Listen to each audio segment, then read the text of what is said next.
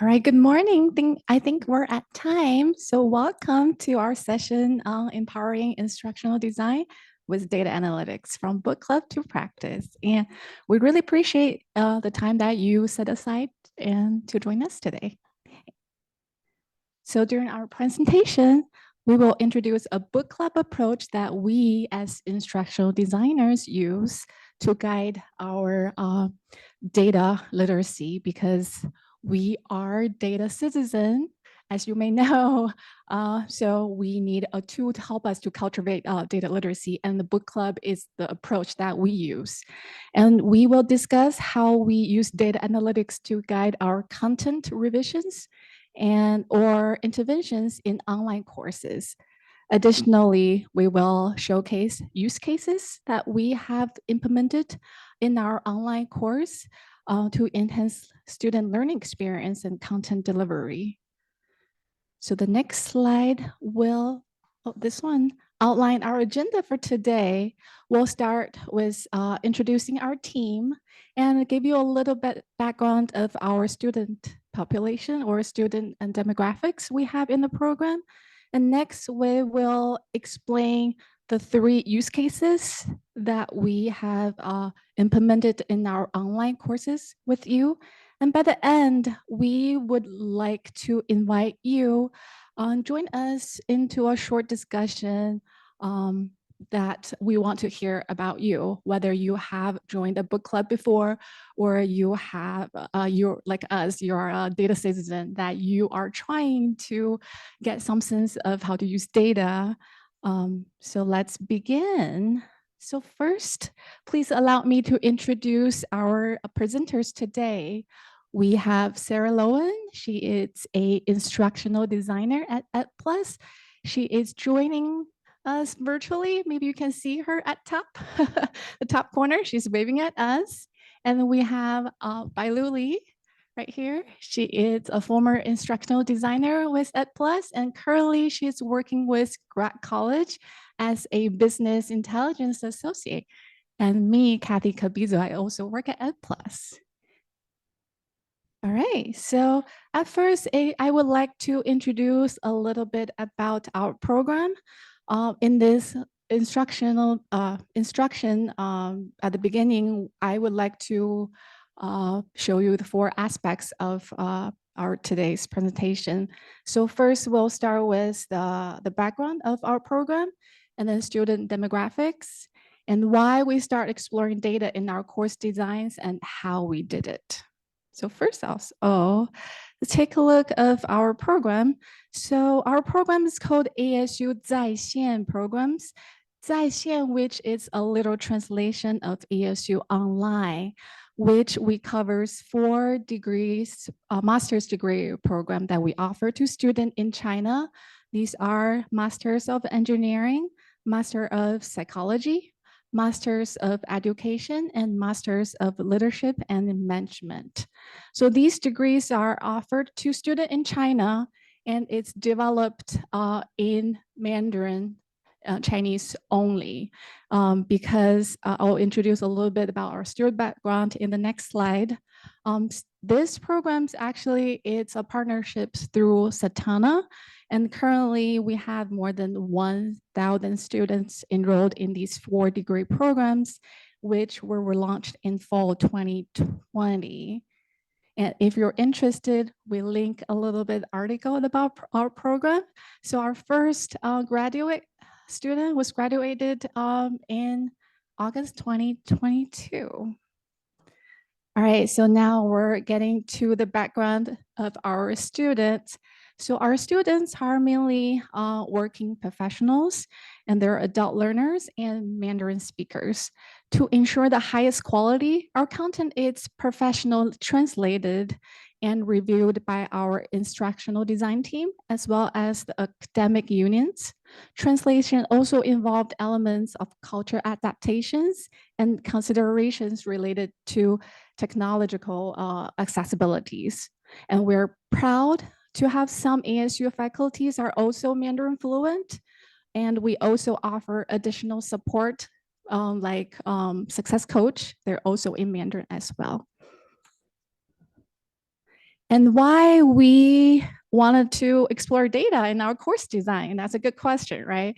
Because this question always raised in not just only our instructional designers and also been asked from the faculty team.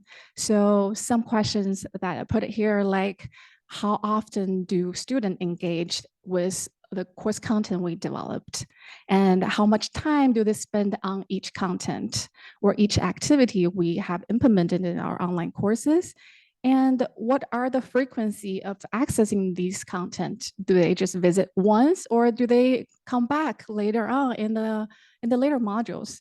So some of the questions that we as instructional designer wants to figure out. And there's one more question that I list on the bottom. How can we leverage the collected data to optimize learning experience and content to help us to get better in our course design? It's another question. So how we did it, as you probably can tell from our title of our presentation today, we did it through a book club approach. Later on, Bailu will talk to you a little more about our approach. So basically, we meet as a group on a weekly basis. We read the book, we discuss about it, and we actually have an action plan every week. And then that has led us to implement some of the activities and resources in our online courses. All right, so now I would like to introduce Sarah. And Sarah, it's going to lead this introduction activity we have planned for today. Thank you, Kathy. Hi, everybody. I'm so glad I'm able to join virtually today. I can't see anyone, but I think you guys can see me. I'm going to introduce our introduction activity before we dive into how we structured book club and how we kind of explored data. We'd like you to try out one of three different options for collecting data that we've explored. So if you go to the next slide, Kathy or Bailu. Oh, the next one. Originally, I recorded my portions of the presentations just in case. Hello, everyone. Oh, Welcome you can to pause our that one. Activity this morning. The video. My name is Sarah Lowen. I'm an instructor. And then we can go to the next slide. Awesome. So over here on this side, we did put together a self-enroll Canvas shell for you guys. So if you go to that link on your phone or use your QR code, I'll put this link in the chat for any of you joining virtually. You can self-enroll in the course and let us know if you run into trouble. But this course is going to ask you to pick out one of three activities. You'll have a Microsoft Form survey that you could try. We use this to collect student data in order to inform grouping of different students. There's also a Canvas quiz that you could try as well. It's an APA quiz on APA 7 styling. This was really important to some of our students, and Kathy will go into that in detail later. And then there's a third option. There's an XAPI data collection option where it will ask you to input your name and email. You could use fictitious any data for these ones as well, and it will ask you to go through a video. So we'll collect some of your data today before we dive into book club and the details of each of these ones. But we wanted to give you a chance to try these out. So please let Kathy and Bailu know if you can get into the course. But with the QR code or the shell link there. Probably give maybe a minute or so for you to enroll, and maybe it's too far to see my phone, but this is the course enrollment you will see on your phone, and then you go enroll in the course, and then you can go to the course, and you will see the three activities that we listed here. The number one, the first one, the yellow tab right here is called Microsoft Form Survey. The second one is called Canvas Quiz, and then the last one is called XAPI Data Collection. They're kind of on the yellow color on this page. If you can maybe take any of those. Maybe if you have extra time, you can do more than one. Yeah, we may actually give you. So actually, the survey is about 2 minutes also, 2 to 3 minutes, and the XAPI and the APA styling one is also just 1 to 2 minutes. You can finish it, so you can just have a try, or you can just have a taste for all of them. Yeah, so we actually will show the corresponding use cases from our previous experience. But now I just want you to just try it and see whether you have some better idea for what we did.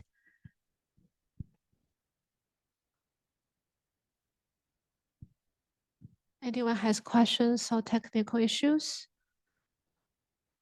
The APA one, I think, is the most challenging one. If you actually are away from that for a while, then yeah, don't get frustrated. So it's not too bad. It won't hurt any of your grade, by the way.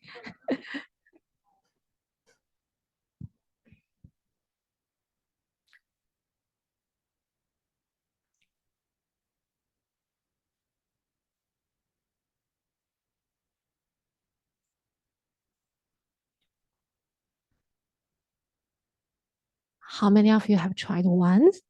Finished one? Okay. Can I give you another 1 to 2 minutes? You can try another one if you want to.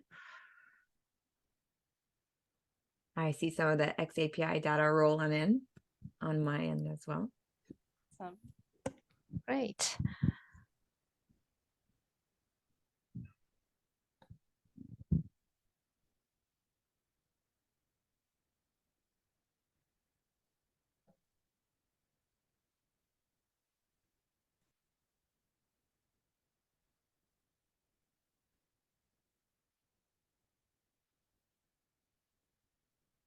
Yeah, we should have some music here. Sorry, we did not prepare any of the music. So hopefully it won't be, yeah, you can actually be more focused on this activity.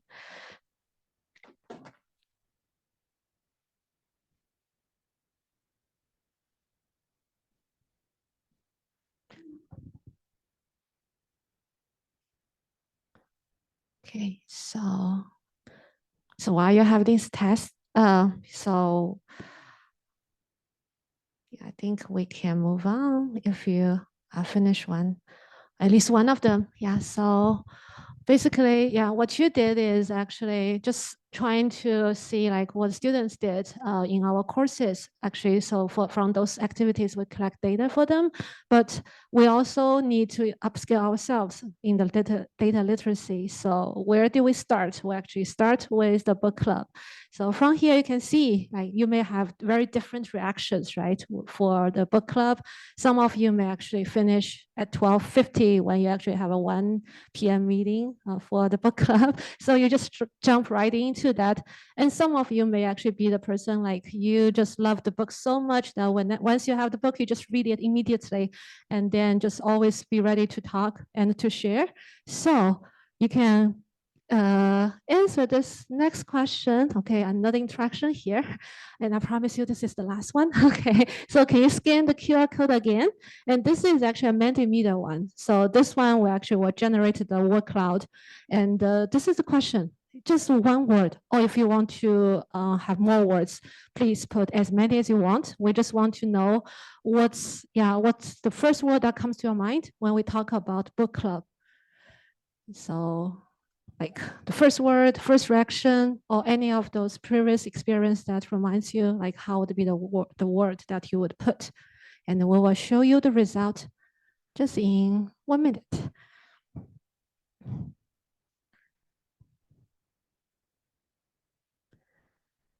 Okay, let's see how much input we have so far.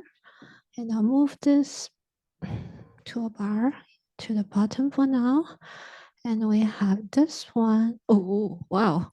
Okay, so we have a lot of those ones. I see fun as the one that people always talk. So reading is fun, right? And maybe don't talk to your kids. Maybe they may have different ideas for that.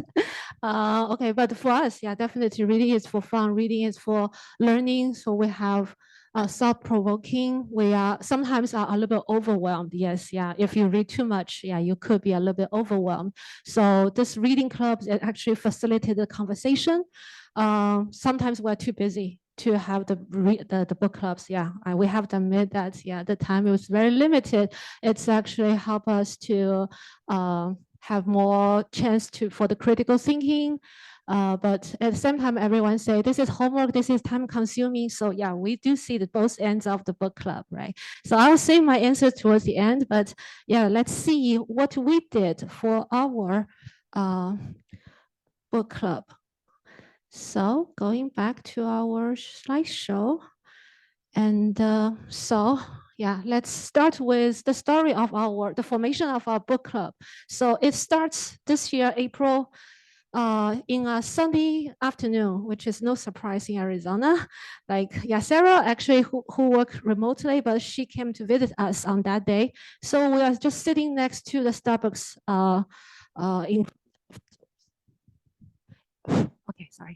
in front of the bookstore, and then we just talk casually about the work and our like the activities we've done, stuff like that.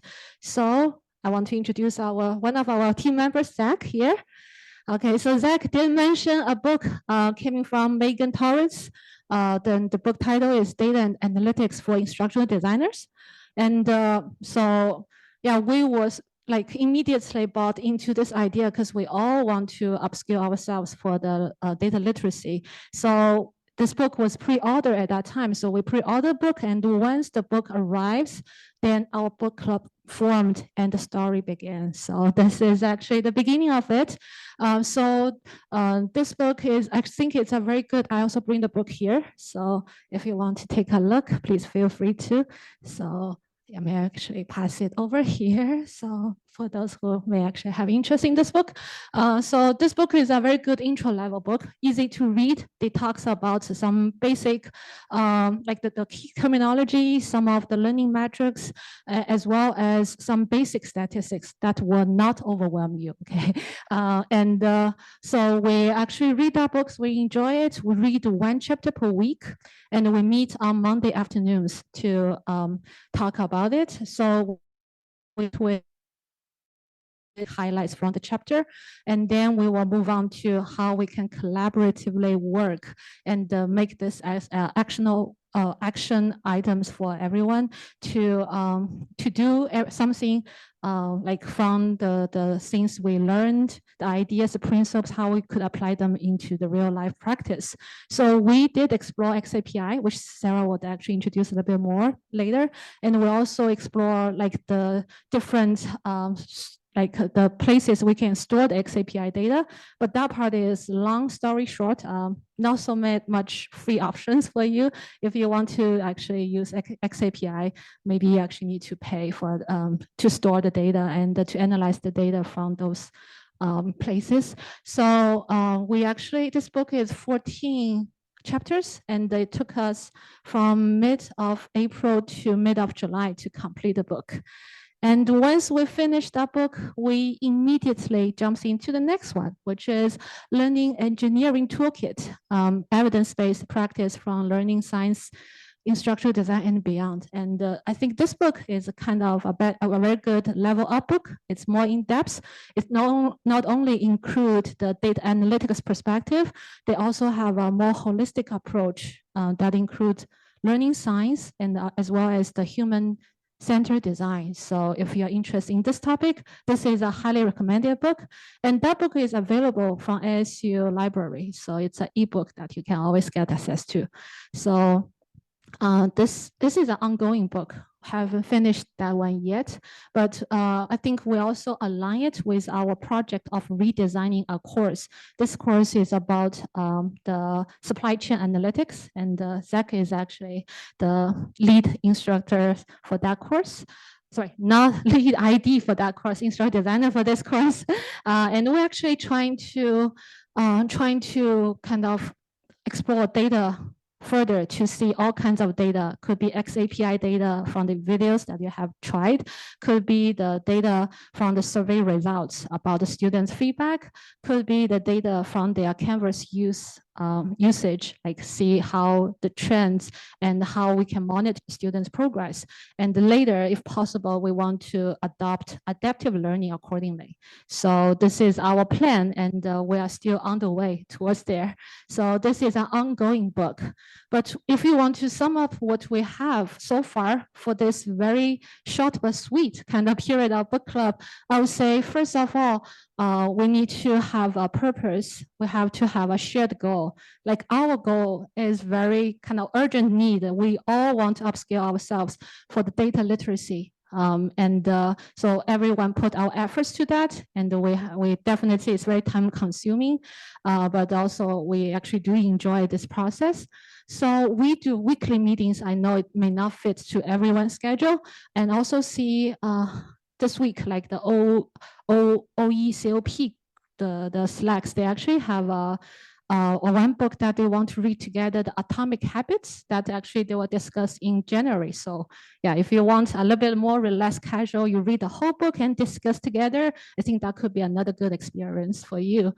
So we like the Monday afternoon meetings because, like, for Tuesdays through Thursdays, we actually have a lot of faculty meetings with faculty, course development. Then we think about Friday, you can spare 1 or 2 hours reading the book. And on Monday, you may have time. If you have time, you can go back and reflect on it. Then you can jump into the discussion. So we actually like this workflow. And if it works for you, that would be great. But you can also find other schedule that fits everyone's schedule in your team.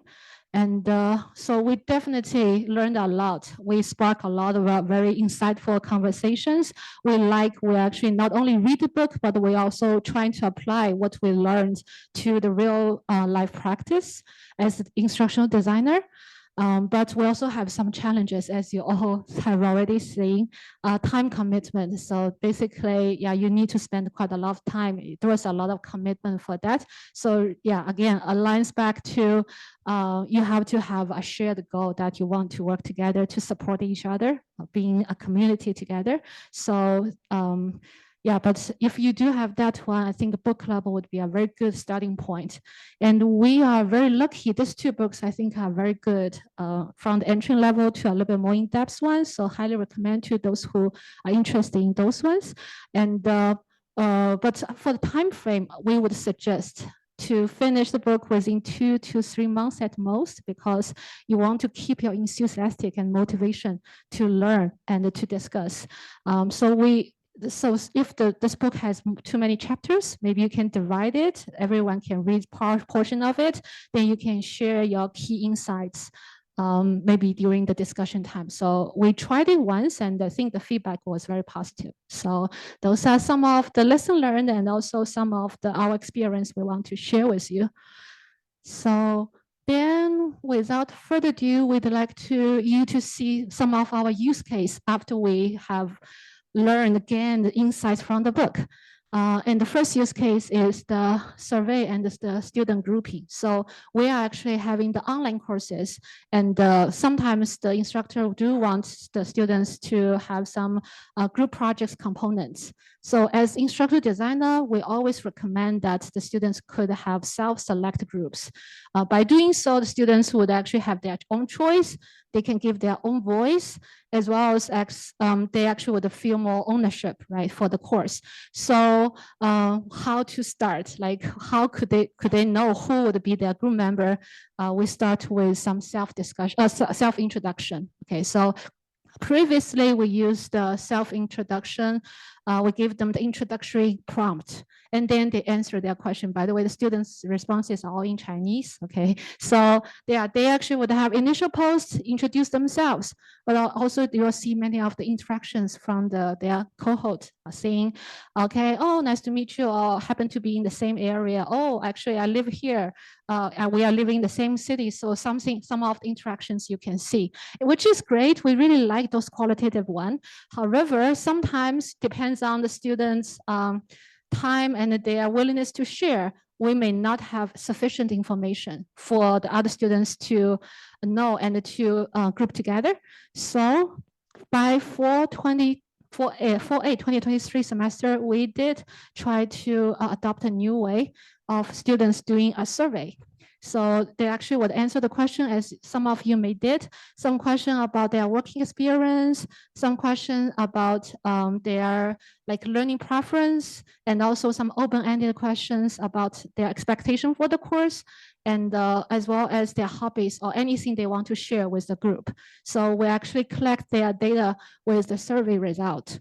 And here it goes with why. Okay, why we actually use the survey rather than the discussion forum. So I would say we like the discussion forum, don't get us wrong, but sometimes we think survey would be more effective. So it will actually give you more quick and streamlined collection of the information.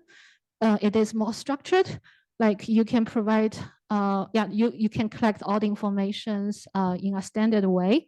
So survey also give instructional designer an easy way to analyze the data. So you don't need to read through all of the threads, okay? You can actually, so like whatever like form you use, like we previously used the Microsoft form because accessibility issue in China. So Microsoft is accessible in China.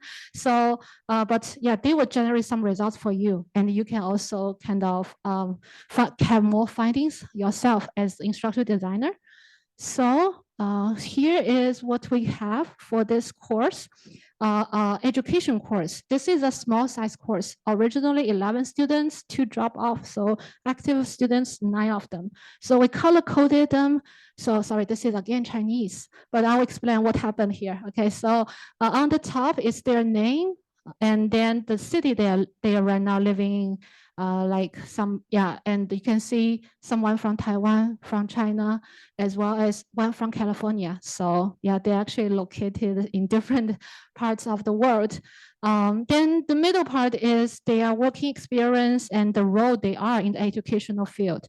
So we have a stay-at-home mom, we have someone in the training institution, we have someone from K-12, and one from special ed institution. So they are actually from different parts of the education. Then on the right side is more of their role. So some of are the administrators, some are teachers, designers, and someone are the trainer. Okay, so there are different roles. So the left bottom is their expectation for the course. So this one I did not color code it. I just want to make it numerous so that the instructor would actually see the student's expectation, make necessary adjustments towards it, but still don't know who write what. And also students will see that one and students will know, oh, you may actually have a little bit different expectation. Oh, I actually like your idea. So some of the, maybe, they would actually could have a more shared kind of idea towards the expectation of the course. And on the right bottom, this is their hobbies. So students, some of them like to group together with where they live. Some like to group together with the subject they are teaching. Some of them like to group together based on their hobby. So we successfully formed 3 groups for those 9 students. They self-select their groups with those visualization and information we present to them. Okay, so then we are thinking further, like we only had 1 or 2 attempts so far, and we want to see what we could do better. So first of all, the survey, the questions, like what are the necessary questions and how we could make it more efficiently, more inviting for students to finish that. That would definitely be the most important part we should consider and revise accordingly. Second one, like we like both qualitative and quantitative. And if you think about from the student perspective, if you only fill out a survey and then you only have the dashboard, how would you feel, right? You feel something missing, right? And I think, we do want some of the like interactions. So we're thinking about while we still want to have this streamlined data, structured data, but still could we actually add optional kind of self-introduction discussion forum? So if they can talk freely and interact freely so they can get to know each other better. So I think that could be a better and a good add-on for our current like revision.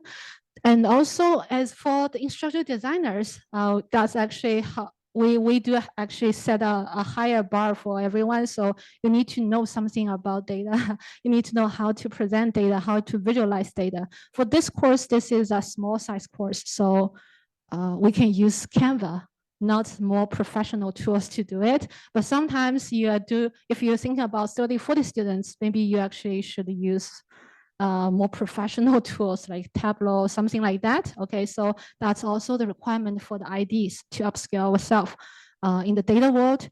And also the last one is how we how we can collect more feedback from students. Because right now we only had 9 students, we have very limited feedback, but we do want to know what questions you like, what questions you think is not necessary.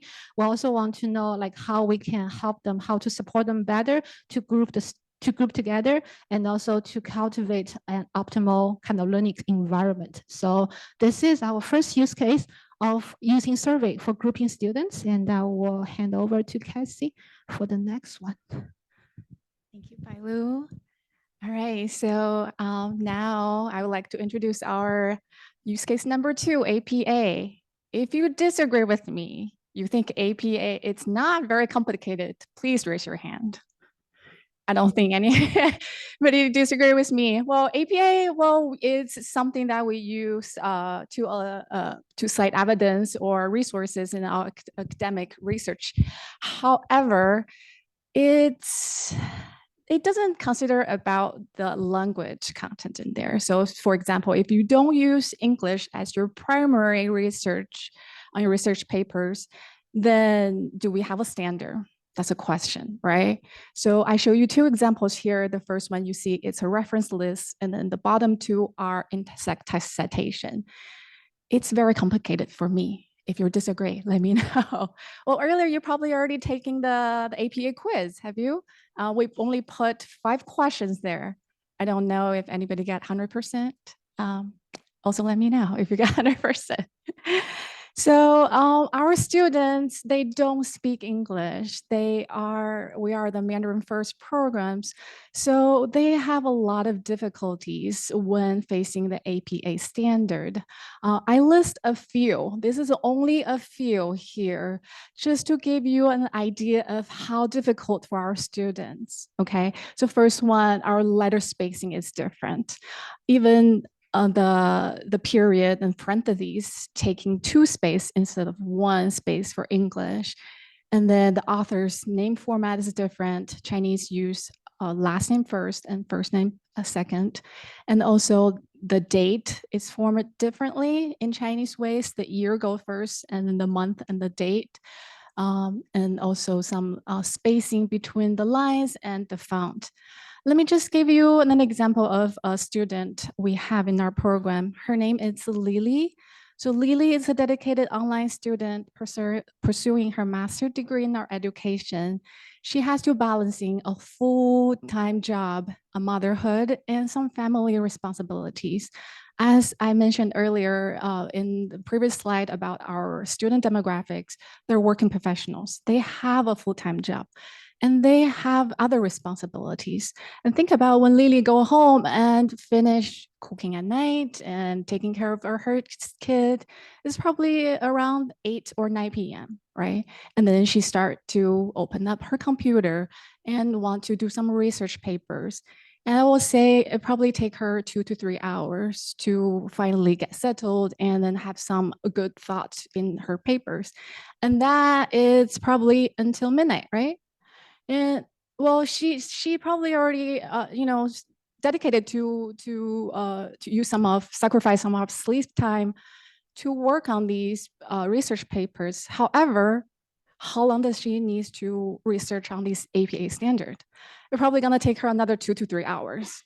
Well, it's a working professional. She has a full-time job. She needs to get up early in the morning to go to her work, right? That's why our team, am I going too fast? Our team developed, along with Merrill Fulton Teachers College, we have developed and implemented these APA reference page for students. As you can see on the top, we have the book student can read. It's in English, even though they can't read it. So that's why we have some links on the bottom for in-text citation reference list and some student samples papers for them to reference to. So that gave students a lot of resource to use, and they don't have to spend hours in researching for some standards doesn't even exist, right? And also, along with that resource page, we do want a student not only just look at it. We want them to practice, right? We want them to really know the details about how to use APA standard. So that's why the APA quiz was developed. You may have already practiced on earlier opening in one of the opening activities. We put 5 questions there. However, in our real APA quiz, there are 20 questions total. We put them in a question bank. So the questions are randomly coming up to students every time when they enter the quiz. They're not getting the same quiz, so they're practicing. We're now graded. Well, let me take it back. Some courses taking it as extra credit. They're giving students extra points on reviewing and using this quiz as one of the resource. And some courses are just using it for not counting a grade, just leave it there for student. So we develop these 2 things. What do? We start wondering, oh, wow, our students are really engaged in these, right? So now throughout practice, we have drawn these 2 hypotheses. Number 1, it's students will most often access this resource page at the early module and by the end of the module. We're assuming, we're not yet sure. That's why we're here. We need to collect all these data. And hypothesis number 2, it's students who take the quiz at the beginning, at the end of their session will show improvement. Will they? Well, we need to collect an individual report. So how we do it? This is how we did it. So Canvas right now has a really good function called New Analytics. You can enable this function on this left navigation panel, and it's on here. After you enable this function, you will be able to see this graph. And this actually have a lot of more information than you needed.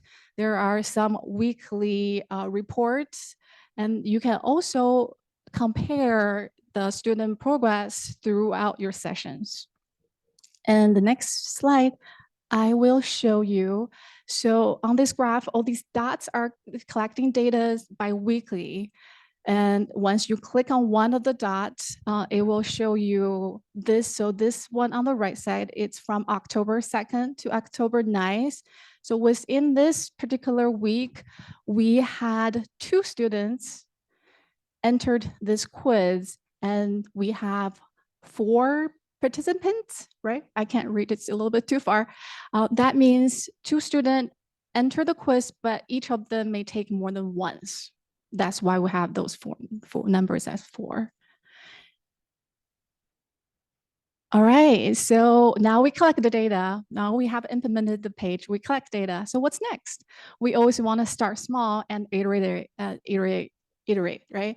So next iteration, we will keep gathering student feedback, maybe through a survey, and track and further analyze each student quiz data to really help us understand their learning process. And then also improve our resource page and the APA quiz. In fact, if I can take you back to that page, the resource page that I show you, now we created, we actually implemented too. On this page, we had an introduction video for students. So that introduction video will help them to get through this page. They don't have to read, oh, what is this page about? That video introduction was really short. It's like 2 or 3 minutes. We'll give them a brief introduction about how to use this page. So that has been done in the recent iteration, but we'll continue monitor our data and collect feedback will help us to get better of our online designing. All right, so now let me pass it to Sarah. Pass it back to Sarah. Sarah will introduce our use case number 3, XAPI. Awesome. Thank you, Kathy. So now we'll jump into our use case number 3 about XAPI. Some of you may have heard of this, some of you may have not. This is particularly commonly discussed in L&D and instructional design. So what is XAPI and why to use it? So XAPI stands for Experience API. It really collects a wide range of data, a lot of freedom there, while also having standards in place that allows good use of data generally. And XAPI is going to be a JSON object with usually an actor, verb, and not usually, always an actor, verb, and object. The link here is to a list of some standard verbs that are used. And then one thing that we're doing when we are using XAPI is that we're sending data not to an LMS, a learning management system, but to a LRS, a learning record store. There's lots of learning record stores out there, and the one we use in our exploration that we showed you today and we'll be talking about for the next few minutes is SCORM Cloud. So we were definitely exploring these items and we're looking for free resources to start out with. So we've been using the free version of SCORM Cloud for some exploration here. But we can jump to the next slide now. Thank you. So we had a question. So how can we use XAPI in our courses effectively and purposely? We're like, oh, we want to learn more about XAPI. It looks like it's very free form and also customizable, and it could be relevant for our context. Just to give a little backstory with our Mandarin degree programs, we're delivering these in China primarily. So then sometimes we're stitching up our technologies because of the Chinese firewall, or streaming speeds might also be slower in China if we're streaming from Wistia or Media Plus, or even not accessible like with YouTube. So we tried a couple of experimentations. You guys tried out one today if you chose the XAPI option. It was a website-based XAPI statement. There's built-in statements there to collect some data, and that was delivered to you guys via GitHub. And then there's also options for SCORM-based XAPI statements. And this would be in something like Articulate Storyline, a very common e-learning development tool. And it has built-in XAPI triggers that you can add. And we'll show you some screenshots of what that can look like. We can go to the next slide now. Awesome. So this looks like what you guys tried today. So if you enter that web-based activity for XAPI, it's first going to prompt you for your name and your email address. It doesn't have to be your real name or your real email address, but XAPI does require that it's tied to a user ID. So it will ask you for a name and email address, and then you can see who that data is connected to. Once you save your user info, you're then able to actually play the video. And then we built in several statements in here where it tells me if you initiated the video, did you start the video? Did you pause the video? And did you watch halfway through the video? And did you complete watching the video? So I get a little bit of data about how you interacted with the video and also kind of how long it took you to watch the video as well. So that's the one you tried. And now I'll go to the next page. And this is what the data would look like. So again, we're using that free version of SCORM. The data will be a big list. If you put in your name, like Kathy had done this before, it says Kathy Capizos, she completed video 3 Vimeo. That's the title we gave a video in one of our tests. But then you also see Sammy McGee. Sammy McGee means that someone actually did not put in their email address correctly, or they used a fake name. So it's not tied specifically to users, so I could isolate that data. But one thing that we'll talk about again here in a few minutes is this is a long list of data. It does not provide any visualization support in SCORM Cloud, and it actually does not have an export option for CSV data to then play around with it more. So that's an area we're exploring. But next slide. Now we're going to switch a little bit to the storyline-based XAPI statements. So say if we're using an e-learning development tool like Storyline, this will have kind of this layout here where you have a lot of different options and it's connected to very different things. And then if I have built in a quiz in Storyline, thank you, Bailu or Kathy, you can actually add a slide trigger. So if someone completes a quiz in Storyline in some of those e-learning trainings that you have done for ASU, you can actually set up a trigger to send an XAPI statement about the learner completed a quiz to the learning record store, that LRS. Now, if we go to the next slide, this is what the data would look like and in SCORM Cloud, if I go to the website-based SCORM Cloud. And I can see how many people started, how many people completed. I can see visualization of when our learner is taking this course. So it gives me a little bit more information when I'm using this storyline-based XAPI. Now there is some fallback or roadblocks here as well. Using the free version, you can only have up to 10 interactions or 10 learners taking this. So if we want to further explore it, we'd have to get some sort of paid version of this. But that's an example there. And now I want to go to the next slide. And one more. So one thing that we want to share with you today is we're trying out all these things, but we do run into roadblocks. And as kind of data citizens today, we'd love to gather some of your ideas as well. But the web-based roadblocks, sign-on is required. So how do we gather data anonymously, but also effectively? We're working through that question. And there's a lot of data. So how do we actually visualize that data and then use it to help inform some decisions in course redesigns?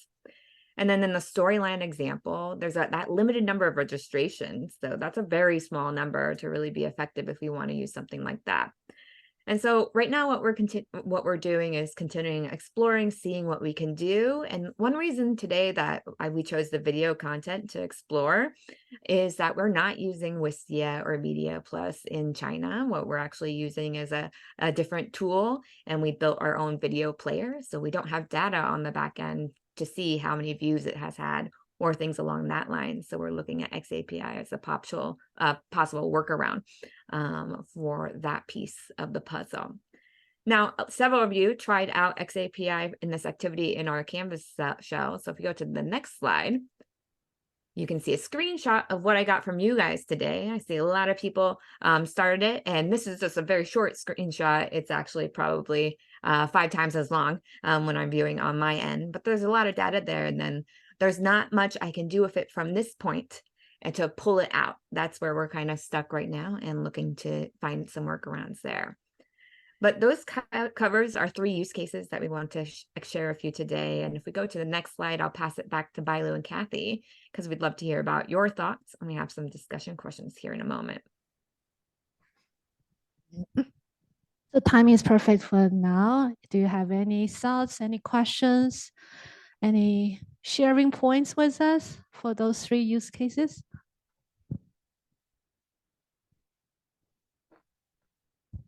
Thank you. So I work with the Canvas data. I'm in enterprise technology. My name is Paul Alvarado. It's really good content. I'm glad I joined the session today. Interesting to see what y'all are doing. My question is on the AP. So actually a question and a comment on the APA piece. How did you all know that that was an issue to focus on? It seems like there's many different issues that y'all could have chosen, but that one kind of stood out. How did you know to focus on that? And then my comment is hearing the value, or you're interested in knowing when people are playing, pausing, completing videos. With the Canvas data that we get right now, it doesn't have that information. We have like live event triggers that, like, if a student submits something or if they're navigating around the LMS, we get that level of record. But I'm going to ask to see if they can also include information about like video playing and like pausing and things like that, because I'm pretty sure that should exist, and maybe Canvas will partner with us on sending those data points. So Yeah, we definitely want to connect Paul for this. And questions, then maybe. The first question, the APA question. Yeah, the first question to answer that, how do we decided APA is the roadblock that in front of students? It's by communicating with our faculties, and we meet with them on the weekly basis. And because we have developed how many courses in education? If I don't know if Balu can remember all of my 15 maybe courses. So we have collected feedback from different faculties, right? And it's a common area they all have struggled with. So that's how we decided, oh, let's work together. And then that's why we have this APA today. I show you as a use case of from our program. Yeah, thank you. Thank you for your question. And to add on, not only students, even faculties don't know how to do the APA correctly in Chinese. They know the English one, they are trained, but for how to do it correctly in Chinese, there was no consistency or any of the standards coming out for that. So everyone right now on the same page. So that's actually good for students and also benefit the faculty for that.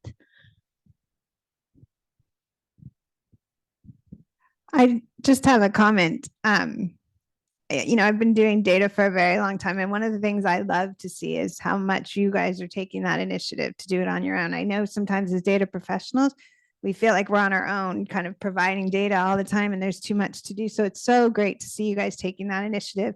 And I know you guys, because I work in Ed Plus too, and I know you guys had asked me about XAPI, but I really had no idea what you're doing. And I'd love to just say, keep partnering with data people because we can help and collaborate. And even though we're busy and you guys are busy, but I think this is just awesome. And I'm so glad you guys came. Thank you. Thank you.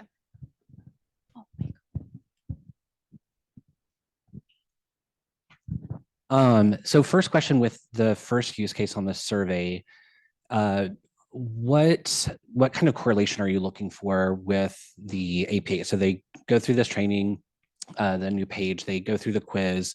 Are you correlating that with time spent on a writing assignment or more accuracy with their APA? Like, what is the correlation? What's the outcome that you're looking for from that data? Do you want to add? Maybe Bailu will add something to it, but I can briefly talk about that. So what we analyzed first from that APA is to analyze how do they participate with the resource page, right? Are they really spending their time actually accessing this resource that we created? So that's one of the data point that we collected. And secondly, we're collecting on the APA quiz and see how many entries they can get to 100%. Right. Like, so you can tell the quiz that we put in there as a sample today is probably, I don't think anybody got 100% first time. Did you, anybody? Maybe. So you probably will get, like, let's say 50% the correction, right, the first time. And then you probably take 20 minutes on the first entry, right? And then we're expecting the student will maybe take 10 minutes for the second entry and then get 80% of the score. And then we're collecting the data. We're seeing the individual student on a weekly basis, right? So we do see a huge improvement over the time. That means they already learned from the resource page and also be able to answer these questions from doing the quiz. So we can kind of see, oh, it's really helpful, right? And we also see improvement on their paper as well. They have less question to ask with the faculty. As Bailu mentioned, we don't even have a standard for the faculty as well. They sometimes takes time to answer the student questions. And now since we have this standard developed and implemented, actually professors are spending less time on correcting all these APA issues that have in students' paper. I don't know, Bailu, if you want to add something. No, we're at time. Oh, thank you so much for joining us today. If you still have questions, we'll probably stay for another 2 or 3 minutes. Maybe you can come up. Thank you so much. I'll see you later. And thank you, Sarah, for joining us virtually today. Bye, Sarah. Thank you, everybody.